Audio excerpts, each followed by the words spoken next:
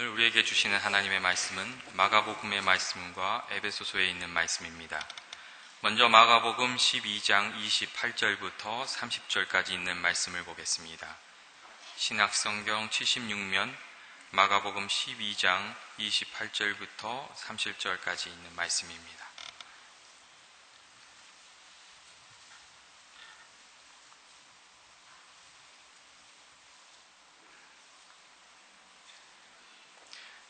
찾으셨으면 같이 읽도록 하겠습니다. 서기관 중 한 사람이 저희의 변론하는 것을 듣고 예수께서 대답 잘하신 줄을 알고 나와 묻되 모든 계명 중에 첫째가 무엇이니까? 예수께서 대답하시되 첫째는 이것이니 이스라엘아 들으라 주 곧 우리 하나님은 유일한 주시라. 내 마음을 다하고 목숨을 다하고 뜻을 다하고 힘을 다하여 주 너희 하나님을 사랑하라 하신 것이요. 에베소서에 있는 말씀을 보겠습니다. 에베소서 3장 17절부터 19절까지 말씀입니다.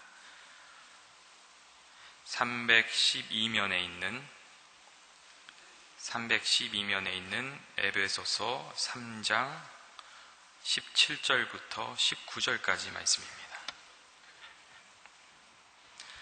같이 읽도록 하겠습니다. 믿음으로 말미암아 그리스도께서 너희 마음에 계시고 옵시고 너희가 사랑 가운데서 뿌리가 박히고 터가 굳어져서 능히 모든 성도와 함께 지식에 넘치는 그리스도의 사랑을 알아. 그 넓이와 길이와 높이와 깊이가 어떠함을 깨달아 하나님의 모든 충만하신 것으로 너희에게 충만하게 하시기를 구하노라. 하나님의 말씀입니다.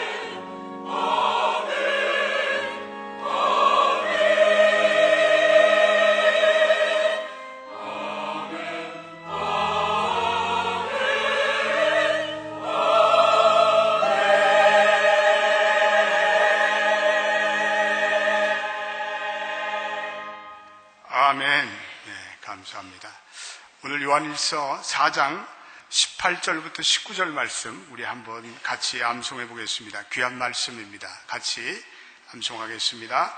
사랑 안에 두려움이 없고 온전한 사랑이 두려움을 내어쫓나니 두려움에는 형별이 있습니다. 두려워하는 자는 사랑 안에서 온전히 이루지 못하였느니라. 우리가 사랑하면 그가 먼저 우리를 사랑하셨습니다. 요한일서 4장 18절과 19절. 우리가 사랑하면 그가 먼저 우리를 사랑하셨습니다. 우리가 사랑하면 우리가 사실 서로를 사랑할 수가 없습니다. 우리가 맨 처음에는 우리 인간적인 매력과 또 우리가 로맨틱한 사랑을 할 수가 있는데 어느 시점에 되면 더 이상 사랑을 못할 때가 있습니다. 우리가 서로 미워하고 서로 증오하고 살아갈 수밖에 없습니다. 그런데 우리가 하나님을 사랑할 때 하나님이 먼저 우리를 사랑한다는 그 놀라운 사실을 알면요, 우리가 계속 사랑합니다. 우리가 상대방의 모습이 어떻든지 우리 계속 사랑할 수가 있습니다. 우리가 서로 사랑할 수 있으면 하나님이 먼저 우리를 사랑하셨다는 그 놀라운 사랑을 우리가 깨달은 그 깨달음으로 찾아오는 것입니다. 요즘 많은 사람들이 참된 교회를 목말라 합니다. 그 참된 교회를 찾으려고 나섭니다. 그렇지만 이 참된 교회는 어떤 교회일까? 우리 고민하게 됩니다. 건강한 교회, 참된 교회에 대한 정의가 사람마다 다양합니다. 최근에 유명한 기독교 작가였던 레리 크랍이라는 분이 이런 책을 썼습니다. 참된 교회란 존재하는가? 이런 책을 썼습니다. 그럼 평생 동안 교회를 다녔지만 요즘처럼 교회 가는 일에 회의를 그렇게 느낀 적이 없었다고 고백합니다. 주일마다 교회를 가느니 차라리 동네 맥도날드 커피숍에서 신문이나 읽고 싶다라고 이렇게 고백을 하고 있습니다. 더 충격적인 사실은 자기 주변에는 자기와 같은 생각을 하는 사람들이 너무나 많다는 것입니다. 그래서 자기 주변에 친구들 한 40명, 50명에게 나는 교회 다니기가 싫어, 이렇게 얘기하면 마땅히 왜 너 그러니? 그러면 안 돼. 난 교회를 아직도 사랑해. 이런 친구들이 있어야 되는데 자기 주변에 있는 친구들이 한결같이 맞아, 나도 동의해, 이런다는 거예요. 그래서 그분은 어떤 교회가 마땅히 감당해야 할 사명을 감당하지 못함을 안타까워하고 있습니다. 그래서 레리 크랩이 이러한 교회에 대한 실망과 좌절과 염려의 극복의 마음으로 참된 교회란 존재하는가, 이런 책을 썼습니다. 근데 그가 얘기하는 것은 요즘 교회들의 문제는 교회가 어떤 영적인 문제를 다루는 것이 아니라 특정 사회적인 그리고 감정적인 문제 해결에 주력하고 있다고 날카롭게 꼬집고 있습니다. 그분은 그 책에서 몇 가지로 참된 교회의 모습을 이렇게 밝히고 있습니다. 하나님이 원하시는 교회, 자기가 진정 속하고 싶은 교회가 이런 교회라는 거죠. 첫째로는 목회자의 설교에서부터 주일학교 그리고 심지어는 소그룹 모임에 이르기까지 하나님의 말씀에 몰두하는 교회가 참된 교회라는 거죠. 그래서 하나님의 말씀을 듣고 그 진리를 듣고 성도들이 깨달아가고 그 하나님의 말씀이 모임마다 만남마다 풍성히 나타나는 교회, 그것이 참된 교회라는 거죠. 두 번째는 십자가에 달리셔서 원수까지 사랑하신 그 위대한 그리스도의 사랑과 하나님의 형상이 드러내고 증거되는 교회, 그래서 하나님의 위대한 사랑을 만들어가는 교회, 그런 교회가 진정한 교회라고 그는 말하고 있습니다. 세 번째는 자신의 믿음의 문제가 생겼을 때 편안히 그 문제를 들어주고 경청하고 또 서로 투명하고 그리고 진솔하게 진정한 나눔이 있는 그러한 진정한 공동체의 교제가 있는 교회가 참된 교회라고 말합니다. 네 번째는 노숙자를 돕고 배고픈 이를 먹이며 세상에 예수를 전하는 영적 사명을 다하는 교회, 그런 교회가 진정한 교회라고 그는 얘기합니다. 참 가슴에 와닿는 교회의 진정한 교회의 모습입니다. 레리 크랩이 얘기하는 두 번째, 이 하나님의 위대한 사랑을 보여주는 교회, 참 중요한 정의라고 저는 믿습니다. 교회라는 모름지기 이 하나님의 위대한 사랑이 드러내고 증거되고 알리는 교회가 되어야 합니다. 하나님의 위대한 사랑을 전하고 알리는 사명을 이 교회는 가지고 있습니다. 우리가 하나님의 위대한 사랑이라 할 때 막연하게 느껴집니다. 하나님은 인격적인 하나님이십니다. 하나님은 스스로 존재하실 분입니다. 그러므로 하나님의 사랑은 다함이 없고 끝이 없고 무궁무진합니다. 그분의 사랑, 저 광대한 바다와 같이 무궁무진합니다. 그래서 오늘 우리가 읽은 예배서 3장 18절과 19절에는 그 지식에 넘치는 그리스도의 사랑을 깨달아 그 넓이와 그리고 길이와 높이와 깊이가 어떠함을 깨달으라 라고 사도 바울은 권고하고 있습니다. 그 하나님의 놀라운 사랑으로 인간된 우리와 그 하나님이 진정한 친밀한 관계를 맺기를 원합니다. 하나님이 우리와 친구가 되기를 원하십니다. 우리는 그분의 피조물로 하나님을 알고 진정 사랑하고 즐거워하며 격려하는 것이 우리의 창조된 목적입니다. 우리는 하나님의 형상을 담도록 창조되었습니다. 그러므로 우리가 하나님을 잘 알아가면 갈수록 우리는 우리 자신 누구인가를 잘 알 수가 있습니다. 우리가 시간이 흐를수록 우리는 하나님을 아는 지식에 충만해져야 합니다. 그럴 때 내가 누구인가, 내 진실된 모습 명확히 깨달아지며 그것이 진정한 신앙의 성장이며 성숙입니다.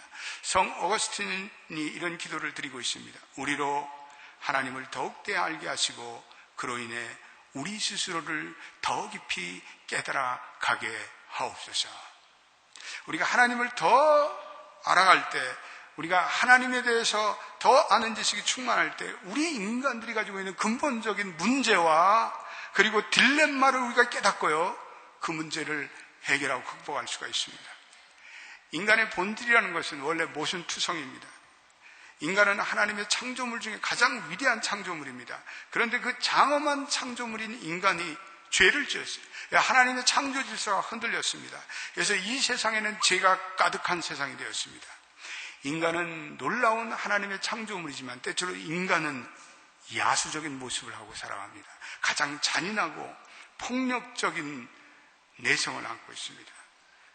인간이 하나님을 찬양하고 아름답게 경배하지만 반면에 유대인들은 가스청소에서 가장 인간이 상상할 수 없는 처참한 모습으로 그들이 벌거벗기고 잔인한 방식으로 유대인들을 대량 학살하는 무서운 야수와 같은 모습을 지닌 것이 인간의 딜레마입니다. 그래서 저 유명한 철학자 파스칼은 이러한 인간의 모순을 그의 저서 팡세라는 저서에서 이렇게 언급합니다. 인간은 갈대, 자연 가운데 가장 연약한 갈대에 지나지 않는다. 그러나 인간은 생각하는 갈대이다. 인간을 짓밟기 위해 온 우주가 무장할 필요가 없다. 공기 한 줌, 물 한 방울로 인간을 죽이기에 충분하다. 그러나 우주가 인간을 죽이기로 작정했다면 인간은 그를 죽이려는 존재보다 여전히 고상한 존재가 된다. 그러니까 인간의 이중적인 모습에 대해서 말씀하고 있습니다. 인간은 매우 변덕스럽습니다. 인간은 매우 연약합니다.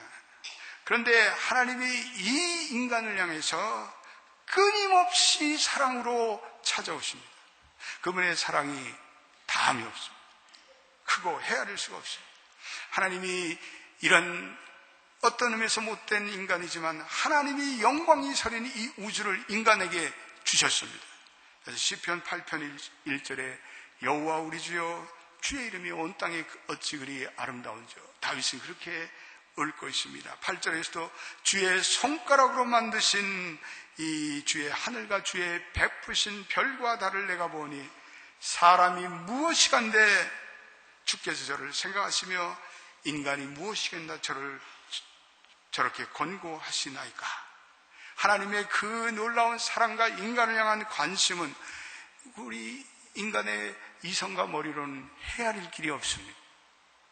다윗이 이 말씀을 기록할 때는 사실은 우주에는 아직도 천체 만환경이 만들어지지 않은 그러한 원시적인 시대였습니다. 오로지 육안으로 수천 개의 별을 식별했을 뿐입니다. 그런데 오늘날은 천체 과학이 발달되어서 그 우주의 장엄함이 쏙쏙 들어가 있습니다. 이 우주에는 수백만 개의 그 말할 수 없는 수천만의 별들이 속속 밝혀지고 있습니다. 여러분, 우주는 우리 인간이 생각할 수 있는 이상의 장엄하고 엄청납니다. 빛의 속도로 10만 년을 달려야 이 지구가 속한 이 은하계의 처음 끝으로부터 끝까지 갈 수가 있습니다. 빛의 속도로 10만 년을 달려야 된다는 것입니다. 그런데 이 지구와 같은 은하계가 이 천체에는 1천억 개가 넘는다는 거예요. 상상이 가요, 여러분? 예? 상상할 수 없는 이 우주 천체의 장엄함이 펼쳐지고 있습니다. 그런데 다윗은 이 모든 별과 하늘의 달과 태양이 다 인간을 위해서 하나님이 창조하셨다, 이렇게 말씀하고 있습니다. 인간이 도대체 어떤 존재이길래 이 인간을 위해서 모든 별을 지으시고 그리고 각각의 이름을 부르시고 하나님은 여전히 인간에게 다가오시는 것이고, 그분의 지혜가 담겨져 있고 그분의 아름다움과 능력이 담겨져 있는 그 하나님이 보잘것없는 이 지구의 인간들을 찾아와서 계속해서 교제하기 원하십니다. 대화하기 원하십니다. 내가 너로 친구 삼기를 원한다라고 말씀하십니다. 그리고 하나님의 손으로 만든 이 모든 우주의 것들을 인간에게 위임하셨습니다. 문제는 인간이 타락하고 인간이 황폐케 됨으로 죄로 인해서 이 다스리는 권세를 상실하고 말았습니다. 하나님의 사랑은 여기에서 끝이지 않습니다.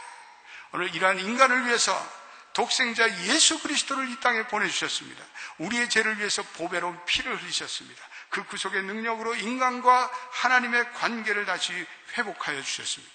성령을 보내주셔서 그분의 임재와 능력을 맛보고 체험하게 하셨습니다. 도대체 인간은 무엇이기래?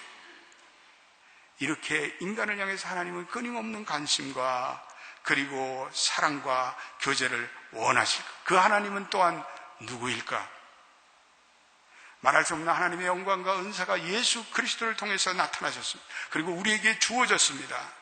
모든 피조물의 영원한 통치자 되시는 하나님이 우리를 돌보시고 사랑하시고 일일이 인격적으로 대화하시고 어루만지시고 오늘 우리를 살피십니다. 우리는 그러므로 이런 경이적인 하나님의 사랑에 우리는 놀라워할 수밖에 없습니다. 자연을 살펴봐도 그 하나님의 위대한 능력과 신성이 깃들어져 있습니다. 인간의 양심을 보면 인간은 죄악투성이며 인간은 죄인이며 인간은 불완전합니다. 그런데 오직 성경만이 이러한 인간을 향하여 계속해서 하나님의 위대한 사랑을 가지고 우리의 죄를 용서하셨다고 말씀하고 있습니다.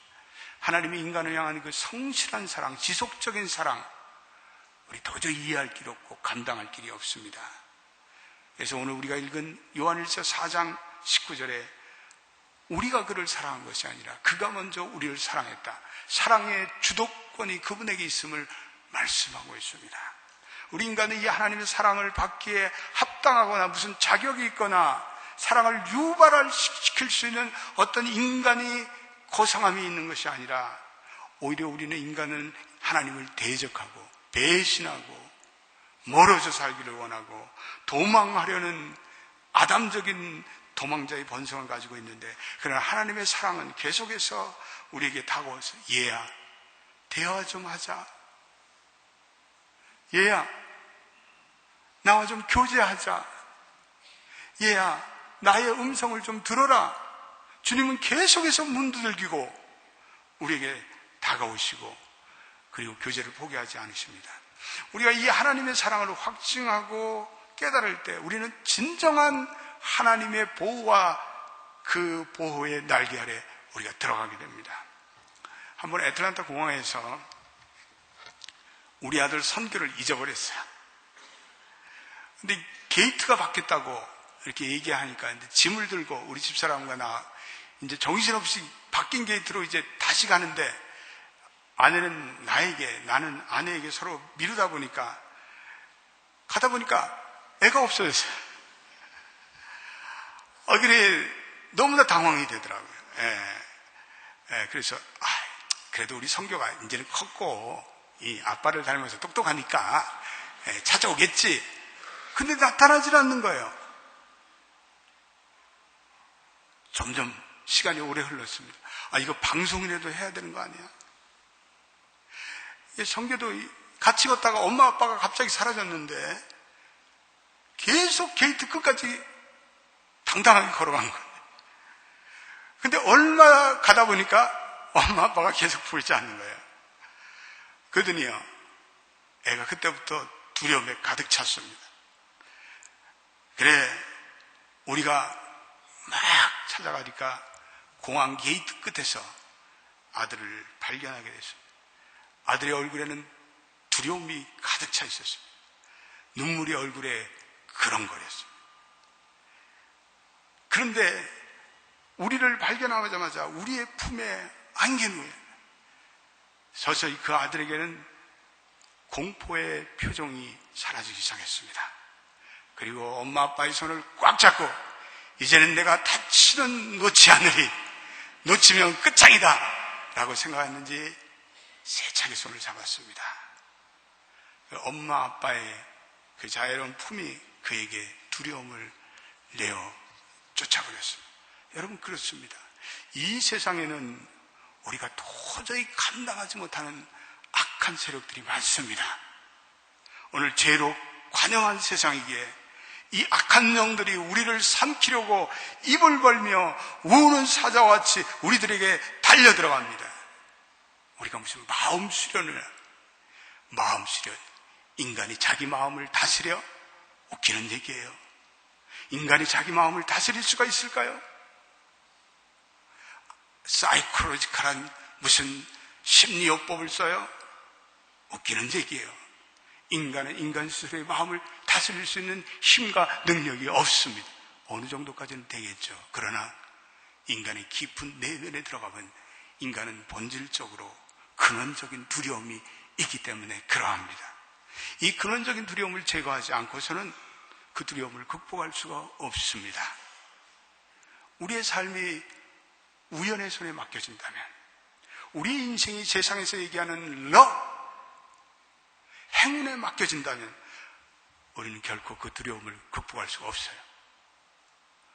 우리 자신을 믿고, 우리의 쌓아올린 돈을 믿고, 부를 믿고, 학력을 믿고, 능력을 믿고, 지식을 믿고, 경험을 믿고 사는 한 우리는 언젠가는 그러한 모든 인간이 쌓아올린 그러한 것들이 무효가 되고 한계가 있는 그러한 무력한 나날이 우리에게 찾아옵니다. 그리고 우리는 다시 속수무책으로 그 두려움에 빠져 들어갈 수밖에 없습니다. 오늘 우리가 암송한 요한일서 오늘 본문의 말씀은 그런 의미에서 하나님의 영광의 말씀이에요. 한번 우리 같이 더 읽어봐요. 이런 말씀 여러분들 외우셔야 돼요. 한번 우리 화면에 그 말씀, 오늘 말씀 한번 우리 띄워보세요. 같이 한번 힘차게 읽어보겠습니다. 시작. 사랑 안에 두려움이 없고 온전한 사랑이 두려움을 내어 쫓나니 두려움에는 형벌이 있습니다. 두려워하는 자는 사랑 안에서 온전히 이루지 못하였느니라. 우리가 사랑하면 그가 먼저 우리를 사랑하셨습니다. 아멘. 하나님의 위대한 사랑 안에 있는 한 우리에겐 두려움이 없습니다. 아멘. 그 하나님의 온전한 사랑이 두려움을 내어 쫓습니다. 아멘. 우리가 두려움이 있는 것은 그건 벌에 대한 두려움이 있기 때문에 그래요. 그런데 두려워하는 자는 하나님의 사랑에서 온전히 이루지 못하였느니라고 말씀하고 있습니다. 여러분, 우리가 사랑할 수 있는 것은 우리같이 죄성이 있고 우리같이 배반하고 우리같이 변덕이 죽을 듯하는 인간이 서로 사랑할 수 있는 것은 하나님이 먼저 우리를 사랑했다는 이 하나님의 사랑을 우리가 알고 체험하고 확신할 때만이 우리 계속 사랑할 수 있어요.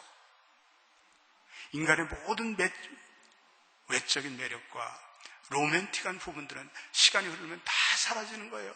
아내와 남편도 마찬가지예요. 그러나 우리가 이 하나님의 위대한 사랑을 날마다 경험하고 체험한다면 우리의 인간의 사랑, 부부의 사랑, 자식과 남편의 사랑, 우리의 성도에 대한 사랑은 영원해요. 갈수록 더 풍성해지고 감격스러워지는 거예요. 여러분 아멘이세요? 아멘이에요. 아멘. 그것 외에는 없어요. 하나님의 사랑만이 두려움을 온전히 쫓아내고, 그 온전한 사랑을 우리가 깨닫는 순간에 우리의 모든 두려움에서 우리가 자유함을 느낍니다.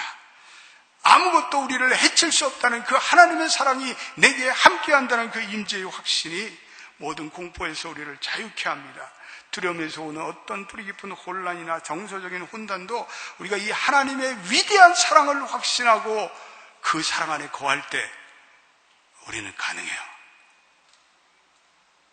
요즘에 내적 치유라는 말이 유행됩니다. 인너 힐링이라는데, 우리의 내면의 상처와 그리고 아픔과 어두움이 사라지고 치유되는 걸 말해요. 많은 사람들이 이 내적 치유가 필요합니다. 그 마음에 감정적인 상처가 있고 두려움이 있고 어린 시절에 받은 그런 아픔들이 있습니다. 그런데 이 내적 치유도 그 하나님의 사랑이 얼마나 위대한가, 하나님이 얼마나 나를 사랑하시는가를 깨달을 때요, 이 치유가 일어나요. 심지어는 우리 부모님을 통해서요, 어린 시절에 충분한 사랑을 받지 못한 사람들도 있어요. 근데 이 내적인 치유를 통해서 하나님의 그 풍족한 사랑을 깨닫게 돼요. 하나님은 우리의 깊은 내면의 필요를 채우십니다.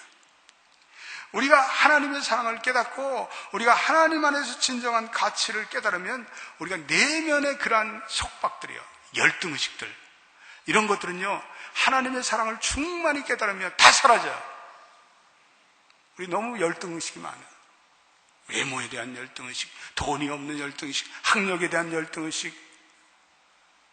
근데 하나님의 사랑을 깨닫는 그 즉시에 그런 거 다 사랑해줘. 그런 거 우스운 얘기예요. 그런 것에 집착하고 그런 것에 매달려서 살던 내가 너무나 어리석게만 느껴져요.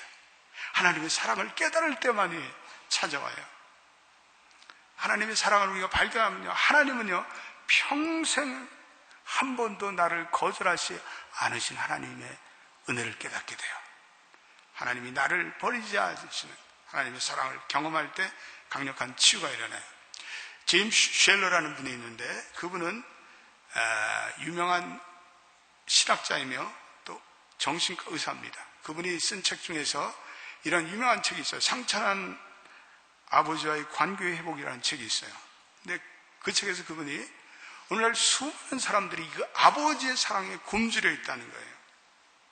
이 아버지에 대한 굶주림은 아동기나 청소년기 때 그 부성의 결핍으로 찾아오는 거예요. 그래서 이거는 아버지와의 절대적인 친밀한 교제가 없기 때문에 일어나는 현상이에요. 아버지가 병으로 일찍 죽기도 해요. 아버지가 한국처럼 생활구에 시달려서 집을 나가 가출하게 돼요. 아버지가 가정을 버리기도 해요. 이런저런 이유로 많은 사람들이 아버지의 이 사랑을 누리지 못하고 살아요. 그런데 쉘러는 이 아버지의 사랑을 못 받을 때 인간에게 정서적인 갈등이 일어난대요. 우리의 정체성에 부정적인 영향을 미친다고 얘기하고 있습니다. 아버지와 자녀의 관계가 우리의 삶의 많은 부분을 좌우한다고 얘기하고 있습니다. 그리고 이 아버지의 관계가 왜곡될 때 하나님의 사랑마저도 의심하게 된다는 거예요. 특별히 여성들은 남자들을 믿지 못하는 그런 불신감이 찾아온다고 얘기해요. 아버지들 중요합니다. 예? 옆에 우리 아버지들에게 당신은 중요한 사람입니다. 한번 인사 좀 해보세요. 예? 거기 아버지들에게. 예? 아버지들 중요해요. 예? 쓸데없는 짓 하시면 안 돼요, 아버지들이.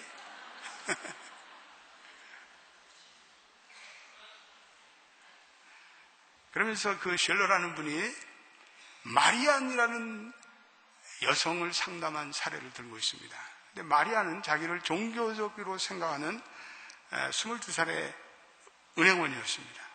근데 이 여자와 계속 상담하는 가운데 계속해서 이 마리안이 쉘러에게, 닥터 쉘러에게 적개심과 그리고 분노와 의심을 표현하는 거예요.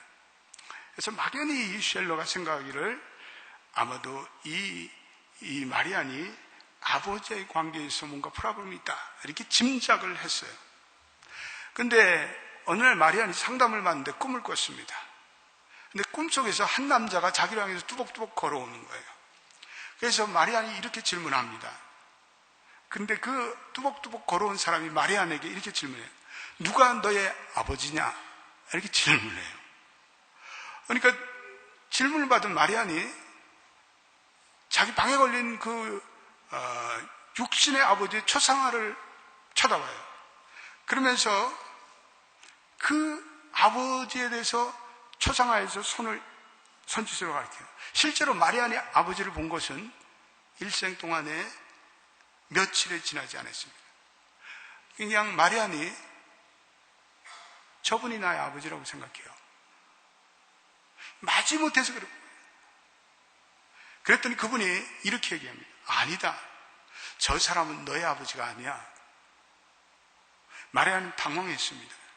그러면 저분이 내 아버지가 아니면 당신은 누구십니까? 그분은 매우 자애스러운 눈으로, 그리고 사랑의 눈으로 마리안을 응시합니다. 그리고 이렇게 얘기합니다. 마리안, 나는 너의 진정한 아버지다. 나는 살아있는 하나님이다. 마리안이 그 하나님의 음성을 듣는 그 순간에 자기의 마음속에 적개심이 눈룩 사라졌어요. 마리아는 그동안 반항적이며 육체적이며 정서적인 고아 상태였습니다. 마리아는 그 어떤 남자도 신뢰하지 않았습니다. 그런데 하나님이 그녀에게 찾아오셔서 그녀를 돌보았고 그녀를 인도하였습니다. 마리안이 꾼 그 꿈은요, 마리안에게는 너무나 충격적이었습니다. 그런데 마리안이 그 꿈을 꾼 이후로 마리안은 더 이상 우울증에 빠져들지 않았습니다. 마리아는 그 누구도 미워하지 않게 되었습니다. 오히려 남을 사랑하기 시작했습니다. 그녀는 평온했고 회복된 인상으로 바뀌었습니다. 하나님의 사랑을 깨달은 마리안이 하나님의 사랑을 확신하는 인생이 되었습니다. 그녀는 더 이상 혼자가 아니라는 사실을 깨닫고 말았습니다. 그녀에게는 누군가 돌보고 그리고 관심을 가져주고 그리고 사랑해주는 그 엄청난 존재가 있다는 사실을 그녀는 알게 된 것이죠. 여러분, 그렇습니다. 우리의 인생의 가장 중요한 것은 내가 이 하나님의 사랑을 받고 있다는 믿음의 확신입니다. 우리가 이 하나님의 사랑을 확신하고 이 하나님의 사랑을 내가 늘 깊이 들어마셔야 합니다. 그래야 우리의 마음의 진정 평강을 얻을 수 있고 내 인생의 진정한 세큐리티, 안전의식을 우리가 느낄 수가 있습니다. 그래야 비로소 우리가 남을 온전히 사랑할 수가 있습니다. 우리가 하나님을 온전히 사랑할 때만이 남도 온전히 사랑할 수 있습니다. 우리가 사랑하는 것은 그가 먼저 우리를 사랑하셨습니다. 오늘 우리가 읽은 말씀이죠. 우리는 이 하나님에 대해서 잘못된 생각을 가지고 계신 분들이 있어요. 하나님은 우리가 생각하는 만큼 저 멀리 떨어져 계시고 그분은 우울하시고 짜증을 잘 내시며 인간의 잘못된 것을 눈에 불을 켜고 찾아다시는 빅브라더로 생각하시는 분들이 있어요. 이거는 절대적으로 하나님의 잘못된 견해입니다. 물론 하나님이 죄를 미워하세요. 하나님이 불의를 좋게 받아들이지 않습니다. 그러나 하나님은 진심으로 자기의 죄를 회개하고 그리고 하나님을 찾으면요, 하나님은 한없는 사랑으로 그 사람에게 사랑을 주시고 자기를 드러내시고 자기를 나타내시며 자기의 모든 것을 다 주셔요. 하나님을 아는 지식에서 점점 자라나면 우리는 예전에 느끼지 못했던 그 하나님의 놀라운 사랑과 계시와 깨달음이 우리의 마음속에 가득 찹니다. 스가랴 3장 17절에 너의 하나님 여호와가 너희 가운데 계시니 그가 구원을 베푸실 전능자라. 그가 너를 인하여 기쁨을 이기지 못하시며 너를 잠잠히 사랑하시며 너를 위하여 즐거이 부르며 기뻐하시라. 하나님은요, 우리 한 존재 한 존재에 대해서 얼마나 기뻐하시고 즐거워하시는지, 우리를 인격적으로 대해서, 하나님은 우리를 그룹으로 대하는 적이 없어요. 하나님은 우리를 군중으로 대하는 적이 없어요. 한 사람 한 사람 일일이 인격적으로 그분의 처지와 형편을 다 아시고, 그리고 퍼스널하게, 그리고 인격적으로 우리를 돌보시고 우리를 사랑하시고 우리를 관심을 가져주시고, 그리고 시작도 끝도 없는 위대한 사랑으로 우리에게 다가오십니다. 그렇기 때문에 우리 하나님을 우리의 온 오감을 다해서, 우리의 모든 것을 다해서 전인적으로 사랑해야 된다는 것입니다. 그것이 오늘 우리 마가복음 12장 30절 말씀 한 번만 더 읽어보겠습니다. 마가복음 12장 30절 말씀, 너무나 위대한 하나님의 말씀이죠. 예. 화면에 안 나타나는 거예요. 예. 시작. 내 마음을 다하고 목숨을 다하고 뜻을 다하고 힘을 다하여 주 너희 하나님을 사랑하라 하신 것이요. 예. 우리의 마음을 다하고 목숨을 다하고 뜻을 다하고 힘을 다하여 너희 하나님을 사랑하라 하신 것이요. 우리가 하나님을 더 알아가면 알아갈수록 하나님을 더 사랑하게 되고, 그리고 그 하나님을 사랑하면 할수록 하나님이 우리를 부르셔서 하나님의 그 위대한 목적, 하나님의 그 귀한 플래닝에 참여케 하시고, 또 우리로 하여금 더 그 하나님을 의지하고 순종하게 됩니다.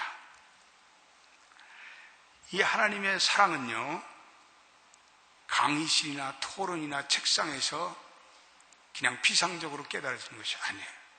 이 하나님의 사랑은 살아계신 하나님과 날마다의 인격적인 교제를 통해서 와요. 인격적인 만남을 통해서 와요. 그리고 이 하나님을 체험할 때 우리에게 찾아오는 거예요. 중세기의 가장 위대한 신학자가 있는데 토마스 아퀴나스 분이, 그분은 신학대전이라는 놀라운 저서를 집필했습니다. 근데 그분이 한때 이 신학대전을 쓰다가 집필을 중단했어요. 근데 그 이유를 물어봤더니 그분은 이렇게 고백하고 있습니다. 지금까지 내가 쌓아올린 모든 지식과 쓴 모든 것은 지금 내가 깨달은, 내가 경험한 그 하나님의 사랑에 비하면 지푸라기에 불과합니다. 야사에 의하면 이 토마스 아퀴나스에게 하나님께서 찾아오셔서 이렇게 물었다고 합니다. 토마스, 너는 지금까지 글을 통해서, 신학 작업을 통해서 나를 드높였다. 내가 받을 상급이 무엇이 되면 좋겠느냐? 그랬더니 이 토마스 아퀴나스가 이렇게 고백했대요. 주님, 다른 어떤 상급보다도 주님, 당신을 원합니다. 그렇습니다. 우리가 이 살아계신 하나님과 우리가 날마다 교제하고 또 만나고 또 그 사랑에 감격하며 나머지 우리의 모든 것들은 지푸라기 같아요. 하나님은 오늘도 우리를 부르셔서 오늘 이 하나님의 귀한 사랑과 은혜를 경험하기를 원하십니다. 우리가 이 하나님의 사랑을 어떻게 더 잘 알아갈까요? 첫째로는 시간이에요. 시간. 관계를 맺는 데는 시간이 필요해요. 관계를 맺는 데는 시간을 투자해야 돼요. 하나님을 알아가는 지식은 성경에 보면 그것이 영생이며 구원이라고 말씀하고 있습니다. 요한복음 17장 3절 말씀, 너무나 귀한 말씀, 한번 같이 화면에 나온 말씀 읽어보겠습니다. 시작. 영생은 곧 유일하신 참 하나님과 그의 보내신 자 예수 그리스도를 아는 것이라. 영생은 곧 유일하신 참 하나님과 그의 보내신 자 예수 그리스도를 아는 것이라. 영생과 구원이 하나님을 알아가는 지식과 동일하게 쓰여지고 있습니다. 하나님을 알아가는 이 지식으로 우리가 날마다 자라나는 것이 얼마나 중요합니까? 그러므로 우리가 날마다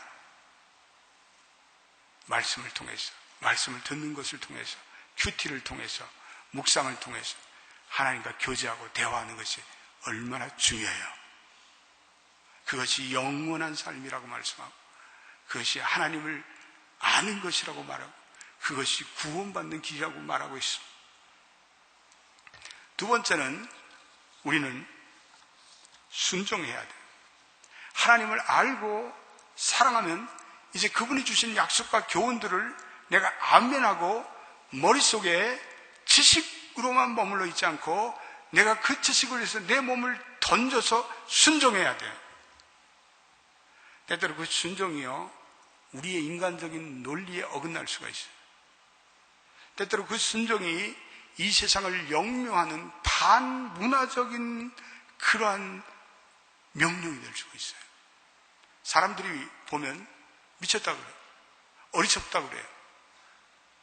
그런데 우리가 이제는 주님께 순종하는 삶을 살아가면 그분이 사랑하는 것을 내가 사랑하기로 이제는 결단하는 거예요. 우리를 위해서 마련해 주신 그 믿음의 길을 이제는 세상 사람이 뭐라 그러든, 예전에 세상 친구들이 뭐라 그러든, 이제는 믿지 않는 우리의 주변의 사람이 뭐라 그러든지 나는 계속해서 담대히 걸어갈 수 있는 선택을 하며 살아가는 것이 바로 하나님을 온전히 사랑하는 것이에요. 이 가을을 맞아요. 우리 온 성도들에게 하나님의 이 놀라우신 사랑, 이 위대하신 사랑, 이 신비로우신 사랑이 여러분들의 영혼과 내면과 가정과 여러분들의 삶의 현장 위에 넘쳐나기를 주님의 이름으로 축복합니다. 기도하겠습니다. 하나님, 위대하신 하나님의 사랑을 더욱더 알아가기를 원합니다. 우리 인간들은 참으로 모순투성이의 인간이지만 때때로 가장 잔인하고 폭력적인 모습을 안고 살아가지만 하나님은 이 위대한 지구와 이 우주를 우리에게 위임하셨습니다. 그 하나님의 사랑이 얼마나 신비하고 놀라운지요. 이 하나님의 사랑을 우리가 알고 그 인격적인 하나님과 교제하고 그 인격적인 하나님을 만나고 그 사랑을 확신할 때 우리에게 두려움이 없습니다. 이제는 걱정하는 것이 다 사라집니다. 온전한 사랑이 두려움을 내어 쫓는다고 말씀하고 있습니다. 그 온전한 사랑을 품고 살 때 우리가 어떠한 사람도 예전보다도 더 깊은 사랑을 줄 수 있습니다. 주여, 이 위대한 하나님의 사랑이 우리의 영혼과 마음과 우리의 내면의 풍성이 흘러가게 하옵소서. 예수님의 이름으로 기도드립니다. 아멘.